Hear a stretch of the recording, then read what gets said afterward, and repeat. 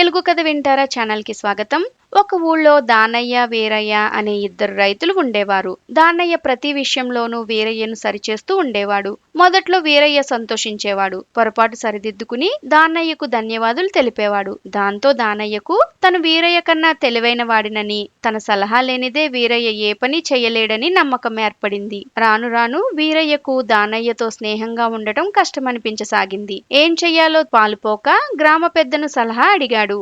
గ్రామ పెద్ద మర్నాడు దానయ్యను తన దగ్గరికి రమ్మని కబురు పంపాడు. కుశల ప్రశ్నలు అడిగిన తర్వాత వీరయ్య పొలంలో కలుపు సమస్య ఉందని తెలిసింది. ఈ రోజు నుంచి నువ్వు క్రమం తప్పకుండా అతని పొలంలో కలుపు తీయాలి అని ఆజ్ఞాపించాడు. తన నైపుణ్యాన్ని గ్రామాధికారి కూడా గమనించాడని సంబరపడ్డాడు దానయ్య. కానీ క్రమంగా అతనికి ఈ పని విసుగనిపించసాగింది. పైగా తన సొంత పొలంలో కలుపు తీసే పని అటకెక్కింది. వెళ్లి గ్రామాధికారితో మొరపెట్టుకున్నాడు. అప్పుడు గ్రామాధికారి, మరి వీరయ్య పొలంలో కలుపు తీయకపోతే అతనికి నష్టం కాదా అని అడిగాడు. అయ్యా, అతని పొలం బాధ్యత అతనిది కదా, అతని పొలం శుభ్రం చేస్తుంటే నా పొలంలో కలుపు పెరిగిపోతోంది అన్నాడు దానయ్య. అప్పుడు గ్రామాధికారి, దానయ్య, నువ్వు అనుక్షణం వీరయ్యను కనిపెట్టుకుని ఉంటావని, అతని పొరపాట్లన్నీ సరిదిద్దుతున్నావని విన్నాను. అందుకే అతని పొలం బాధ్యత నీకు అప్పగించాను. కానీ నా కళ్ళు తెరిపించావు. ఎవరి పొలంలో కలుపు వారే తీసుకోవాలి, ఎవరి తప్పులు వారే సరిదిద్దుకోవాలి. ఏమంటావ్ అన్నాడు. జ్ఞానోదయం అయిన దానయ్య అప్పట్నుంచి వీరయ్యకు అతిగా సలహాలు ఇవ్వడం మానుకున్నాడు.